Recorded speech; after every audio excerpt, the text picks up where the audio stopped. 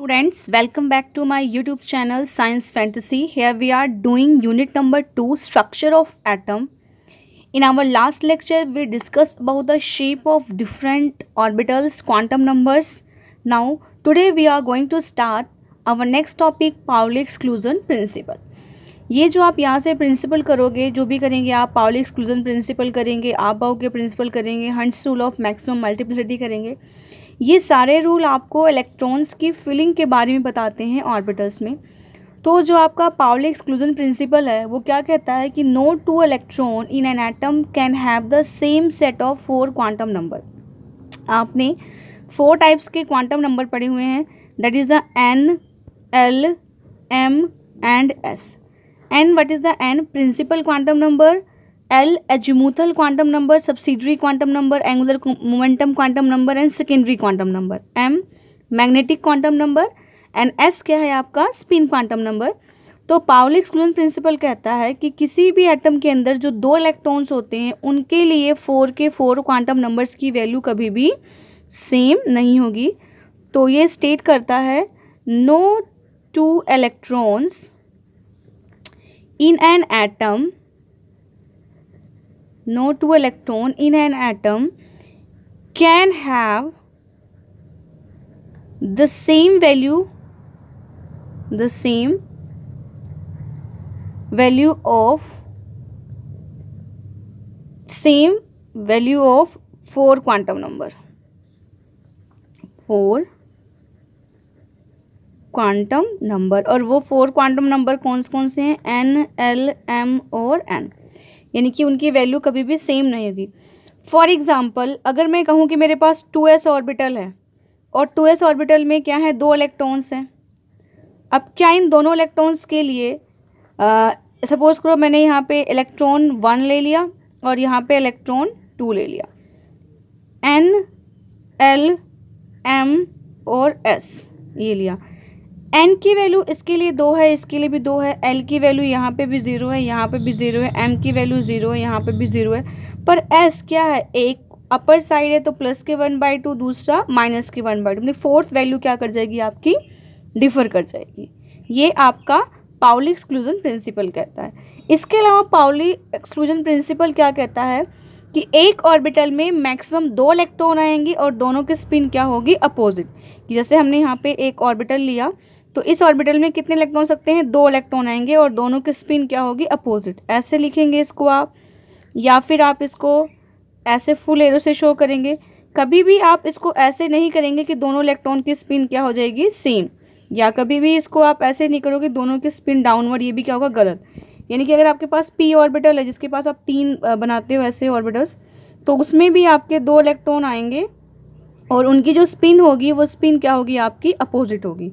यानी कि Pauli exclusion principle कहता है कि एक ऑर्बिटल में मैक्सिमम 2 इलेक्ट्रॉन आएंगे और उनकी जो स्पिन होगी वो अपोजिट, मतलब एक क्लॉकवाइज अपर साइड शो करोगे और एक anticlockwise. Okay, now our next topic is the filling of orbitals in atom, कि किस तरह से किसी एटम के अंदर जो है वो ऑर्बिटल फिल करते हैं। सबसे पहले क्या आता है?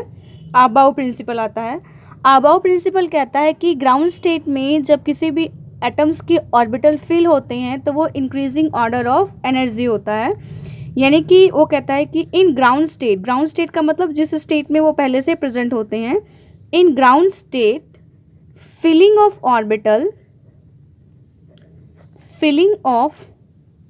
Orbital occur according to their increasing energy, जिससे उनकी एनर्जी जो है इंक्रीज करेगी। यानी कि जिसकी एनर्जी सबसे कम होगी वो सबसे पहले फिल होगा और जिसकी एनर्जी जो है सबसे ज़्यादा होगी वो बाद में फिल होगा। तो जो ऑर्डर है वो हमने थोड़ा सा यहाँ पे ऑर्डर बताऊंगी। 1s, उसके बाद 2s ऑर्बिटल का ऑर्डर रहता है, फिर 2p के बाद 3s के बाद 3p के बाद 4s के बाद आपका 3d के बाद 4p के बाद 5s के बाद 4d के बाद 5p के बाद 6s के बाद 4f के बाद 5d 5d के बाद 6p के बाद 7s, ऐसे चलता है। अब आप यहाँ पे देख रहे हो कि 4s के बाद यहाँ पे 3d फिल हो रहा है, 5s के बाद 4d फिल हो रहा है, 6s के बाद 4f और 5d फिल हो रहा है। तो ये कैसे आया? तो यहाँ पे जब हम किसी भी एलिमेंट का जो एनर्जी का ऑर्डर डिसाइड करते हैं, तो एनर्जी का ऑर्डर डिसाइड करने के लिए हम n+l रूल लगाते हैं। क्या लगाते हैं? n+l rule. आपको पता है जो n है वो प्रिंसिपल क्वांटम नंबर है और जो l है वो एजीमुथल या सब्सिडियरी क्वांटम नंबर है। तो इसके अकॉर्डिंग अगर हम कहते हैं तो higher the value of n+l, higher value of n+l, higher is the energy. जिसकी n+l की वैल्यू जो है वो ज़्यादा आएगी, उसकी एनर्जी क्या होगी? आपकी ज़्यादा होगी, और वो सेल आपका क्या होगा? बाद में फिल होगा। इसी तरीके से अगर आपके पास दो ऑर्बिटल्स ऐसे आते हैं जिनके पास जो आप n+l की जो वैल्यू होती है वो n+l की वैल्यू आपकी क्या आ जाती है? सेम आ जाती है। मतलब आपने दो ऑर्बिटल लिया, उनकी n+l की वैल्यू क्या आ गई? सेम आ गई। तो जो आपका हायर वाला n होगा, higher n with higher energy, यानी कि जिसकी n की वैल्यू जो है वो ज़्यादा होगी, उसकी जो एनर्जी होगी वो ऑटोमेटिकली क्या होगी? आपकी यहाँ पे ज़्यादा होगी। मैं यहाँ पे आपको एग्जांपल के साथ बताऊंगी। अभी मैंने n+l रूल लगाया, मेरा सबसे पहले 4s फिल हुआ था, उसके बाद मेरे पास 3d फिल हुआ। मैं यहाँ पे बेटा अगर आप 4s का n+l निकालते हो तो 4 के s के लिए n की वैल्यू 4 है, l की वैल्यू क्या है? 0 है। क्या आएगा आपका? सिर्फ 4 आएगा।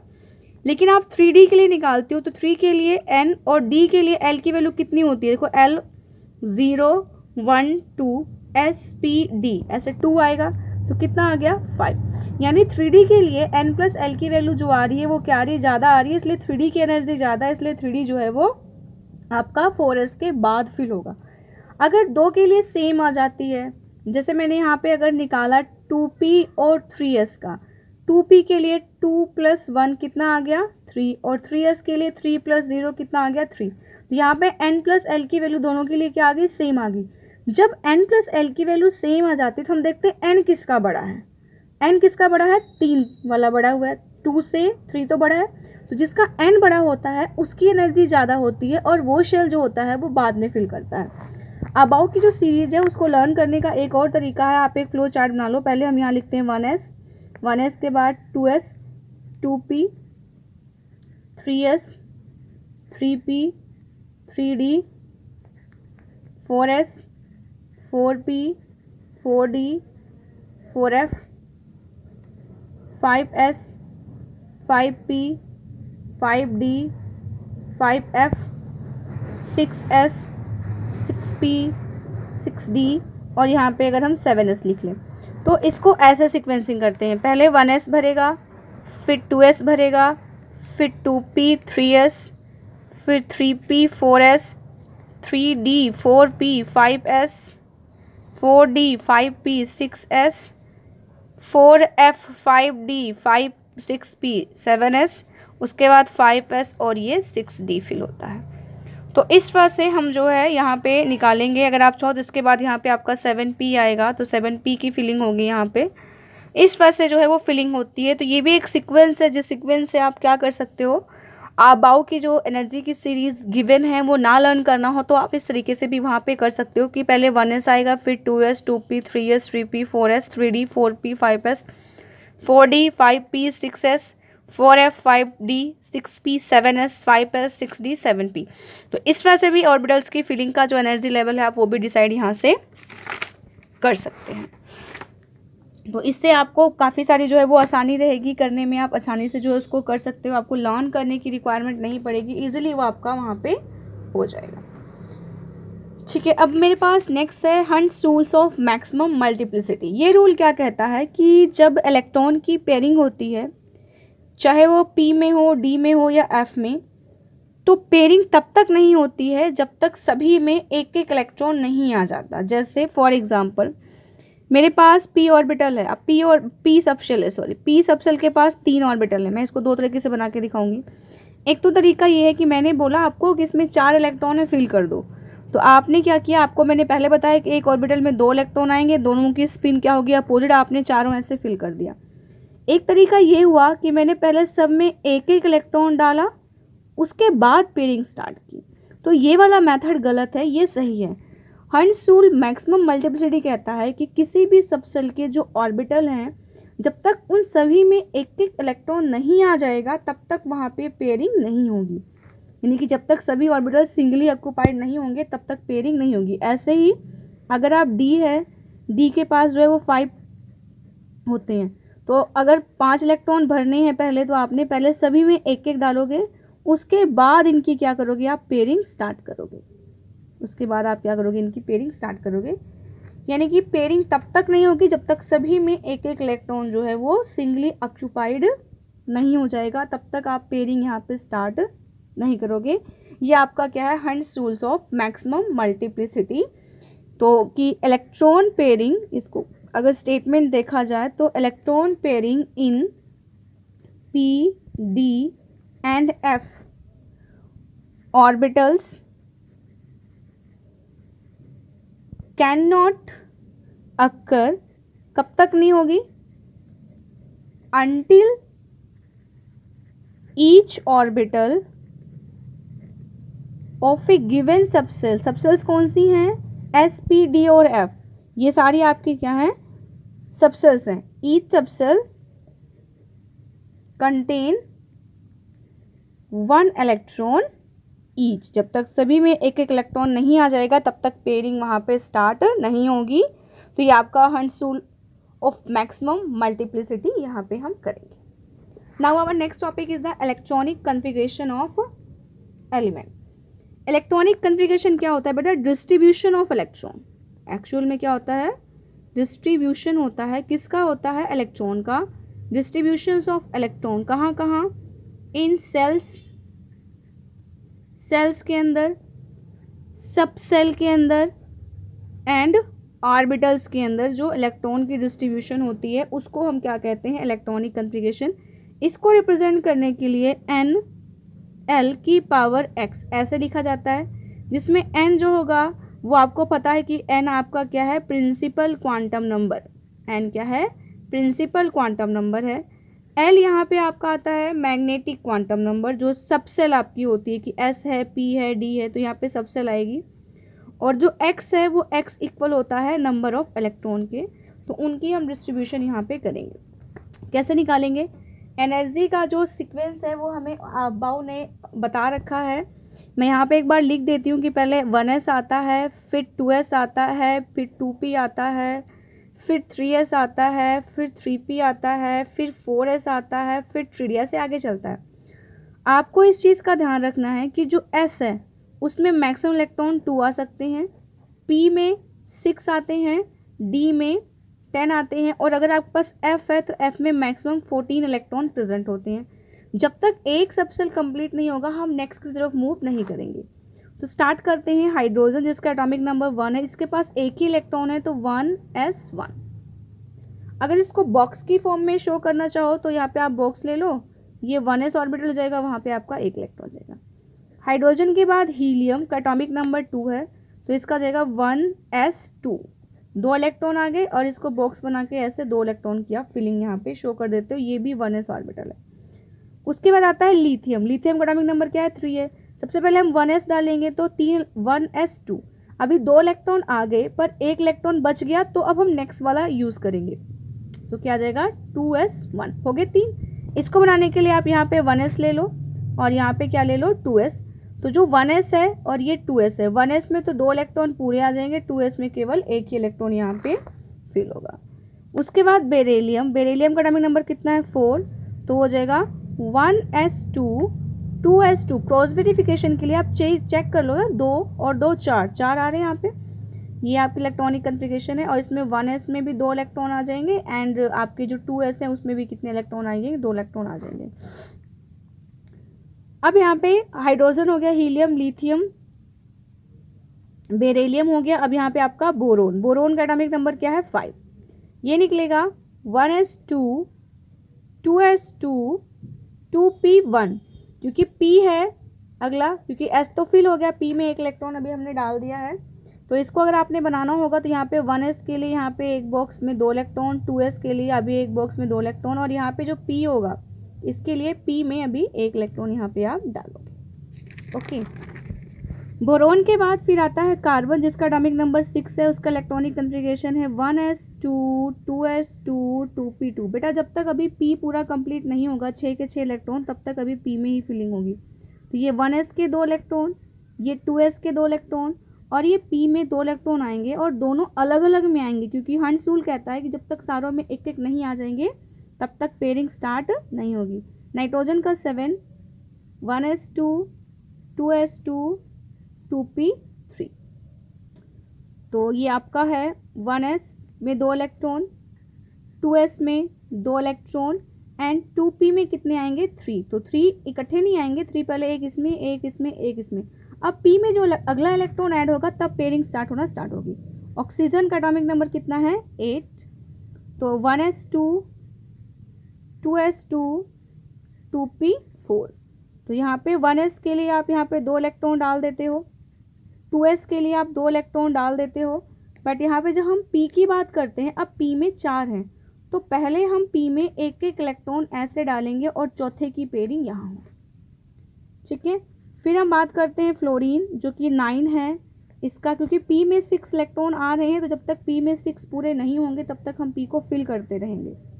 तो यहाँ पे 1s के 2 इलेक्ट्रॉन, यहाँ पे 2s के 2 इलेक्ट्रॉन, और यहाँ पे p में कितने आ चुके हैं, अब आपके 5 आ चुके हैं, 1 2 3 4 एंड ये 5 इलेक्ट्रॉन अपोजिट स्पिन वाले आते हैं। उसके बाद आपका नियोन आता है जिसका एटॉमिक नंबर क्या है 10 है, उसका है 1s2 2s2 2p6। तो यहाँ पे आपने 1s के 2 इलेक्ट्रॉन डाल दिए, 2s के भी 2 इलेक्ट्रॉन डाल दिए, एंड 2p में 6 आएंगे, तो अब ये फुल हो गया। अब इसमें अगर नेक्स्ट एलिमेंट की आप निकालोगे तो अगला 3s यूज़ होगा, ये 6 पूरे हो गए। फिर मैंने ऐसे सोडियम का निकाला, सोडियम का एटॉमिक नंबर कितना है 11 है।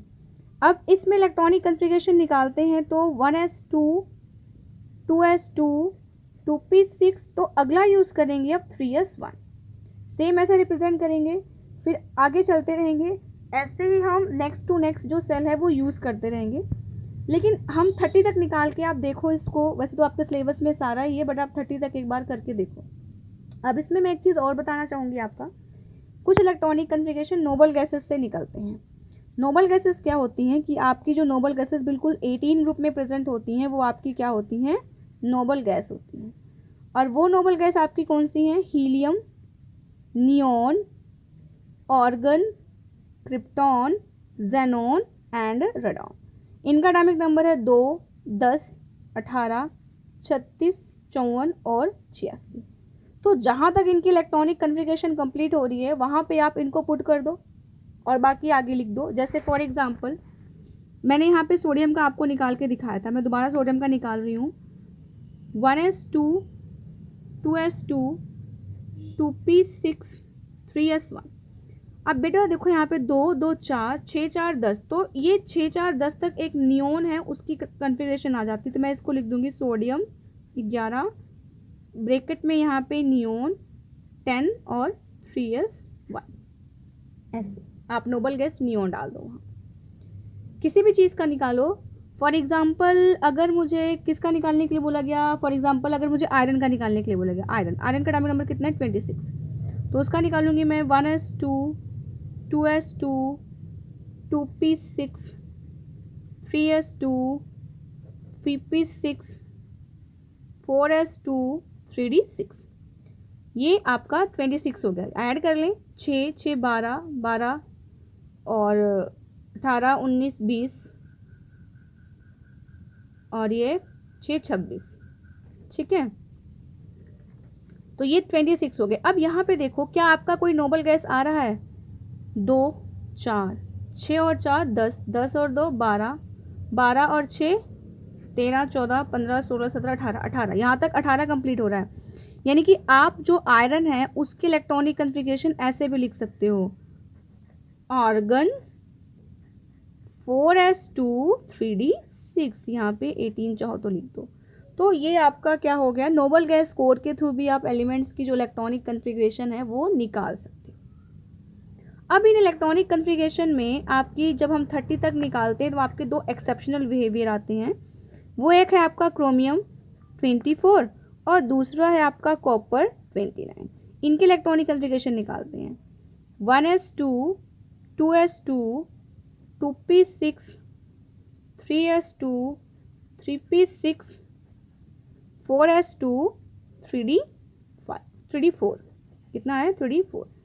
लेकिन क्या होता है कि एक्चुअल में ये ऐसी नहीं होती है। एक्चुअल में ये जो होता है वो होता है कि 1s2 2s2 2p6 3s2 3p6 ये हो जाता है 4s1 एंड 3d5। मतलब s का एक इलेक्ट्रॉन मूव करके d में चला जाता है और ये जो होती है वो एक्सेप्शनल है ना, क्योंकि फिलिंग तो पहले s पूरा फिल होना चाहिए था फिर d में जाना चाहिए था, बट अभी क्या हुआ s में एक रह गए और d में चले गए। तो ऐसा क्यों होता है? ऐसा होता है स्टेबिलिटी गेन करने के लिए। ऐसा क्या होता है? स्टेबिलिटी के लिए। एक्चुअल में क्या होता है, दो तरह की कन्फिग्रेशन होती है। एक तो होती है exactly half filled. Half filled का मतलब की है सभी में जितने ऑर्बिटल हैं एक एक इलेक्ट्रॉन आ जाए, और दूसरी आपकी क्या होती है फुली फिल्ड। फुली फिल्ड का मतलब कि सभी ऑर्बिटल्स में दो दो इलेक्ट्रॉन हो। तो यहाँ पे अगर आपका जो d है, d के पास आप 5 इलेक्ट्रॉन डालते हो, यहाँ पे मैंने d4 था तो 1 2 3 4 ये खाली रह रहा था। मतलब अगर इसमें एक और आ जाए तो ये आपका क्या हो जाए एग्जैक्टली फुल हाफ फिल्ड हो जाए। और एग्जैक्टली हाफ फिल्ड जो कन्फिग्रेशन होती है वो एक्स्ट्रा स्टेबल होती है। इस वजह से 4s का जो एक इलेक्ट्रॉन है वो यहाँ माइग्रेट कर जाता है, और इस केस में जो आपका d होता है वो d कितना हो जाता है आपका 5 हो जाता है, यानी कि सभी में एक एक इलेक्ट्रॉन मूव कर जाता है ऐसे। तो ये एक्स्ट्रा स्टेबिलिटी के लिए एग्जैक्टली हाफ फिल्ड कन्फिग्रेशन होता है, इसलिए यहाँ से एक इलेक्ट्रॉन मूव कर जाता है। ये एक्सेप्शनल बिहेवियर है क्रोमियम का। ऐसे ही जो कॉपर है उसका एक्सेप्शनल बिहेवियर देखिए। वैसे तो हम अगर निकालना चाहें तो कॉपर की electronic configuration 1s2 2s2 2p6 3s2 3p6 and 4s2 3d9 होनी चाहिए। लेकिन आप क्या देख रहे हो यहाँ पे 9 है। अगर मैं d को बनाऊँ 5 पार्ट्स में, 5 ऑर्बिटल d के बनाती हूँ, आप देखना 9 का मतलब 1 2 3 4 5 6 7 8 और 9। अगर यहाँ पे एक इलेक्ट्रॉन अगर और आ जाता तो ये जो कन्फिग्रेशन हो जाती है वो क्या हो जाती है एग्जैक्टली फुल फिल्ड हो जाती है। और मैंने अभी आपको बताया कि जो फुल फिल्ड कन्फिग्रेशन होती है वो क्या होती है एक्स्ट्रा स्टेबल होती है। तो स्टेबिलिटी के गेन करने के लिए इसका जो एक इलेक्ट्रॉन है वो यहाँ चला जाता है, यानी कि इसकी जो इलेक्ट्रॉनिक कन्फिग्रेशन होती है, मैं यहाँ तक बाकी आर्गन लिख रही हूँ जो नोबल गैस ही हो जाएगा 4s1 3d10। तो ये एग्जैक्ट कन्फिग्रेशन है, ये जो है वो गलत होती है, बिकॉज यहाँ पे फुल फील्ड कन्फिग्रेशन करने के लिए 4s का जो एक इलेक्ट्रॉन होता है वो आपका मूव कर जाता है। ये आपने एक्सेप्शनल बिहेवियर पढ़ लिया कंप्लीटली एक्स्ट्रा स्टेबल के लिए। अब मैं यहाँ पे आयंस की इलेक्ट्रॉनिक कन्फिग्रेशन निकालूंगी। आयंस के केस में जैसे मुझे बोला हुआ है कि आपने Fe2 पॉजिटिव की निकालना है। 2 पॉजिटिव का मतलब क्या है कि मैंने 2 इलेक्ट्रॉन जो है वो लॉस करवाने हैं Fe के, है ना। तो सबसे पहले मैं क्या करूँगी, आयरन की इलेक्ट्रॉनिक कन्फिग्रेशन निकाल दूंगी। 1s2 2s2 2p6 3s2 3p6 4s2 3d6। देखो बेटा इलेक्ट्रॉन जो है बाद में एंटर किए हैं डी में, लेकिन जब निकलने की बारी आएगी तो 4 से निकलेंगी, क्योंकि जो 4 है वो आपका आउटर मोस्ट सेल है। वो क्या है आपका आउटर मोस्ट सेल है, क्योंकि 4 जो है नंबर वो 3 से बड़ा है। तो जिस टाइम आप Fe2 पॉजिटिव की निकालोगे, किसकी निकालोगे Fe2 पॉजिटिव की, आप ये S वाले 2 इलेक्ट्रॉन बाहर निकालो तो आपको जाएगा 1s2 2s2 2p6 3s2 3p6 and 3d6। ये 4s गायब हो जाएगा बिकॉज यहाँ के इलेक्ट्रॉन मूव कर गए हैं। फिल होगा d का बाद में, पर निकलेगा s से 4 से, क्योंकि 4 क्या है आपका आउटर मोस्ट सेल है। आप आयंस का इलेक्ट्रॉनिक कन्फिग्रेशन ऐसे निकाल सकते हो। सिमिलरली अगर मैं आपको बोलूँ कि आपने सोडियम पॉजिटिव का इलेक्ट्रॉनिक कन्फिग्रेशन निकालना है, तो आपको पता है जो सोडियम है वो 11 होता है, उसका क्या होता है 1s2 2s2 2p6 3s1। अब मुझे पॉजिटिव करना है तो ये 3 आउटर मोस्ट सेल है, यहाँ का इलेक्ट्रॉन निकाल दूंगी तो मेरे पास क्या हो जाएगा 1s2 2s2 2p6, एक इलेक्ट्रॉन मैंने बाहर निकाल दिया। होप आप लोगों को ये इलेक्ट्रॉनिक कन्फिग्रेशन यहाँ पे समझ में आ गई होगी जो मैं यहाँ पे आपको कराना चाह रही हूँ।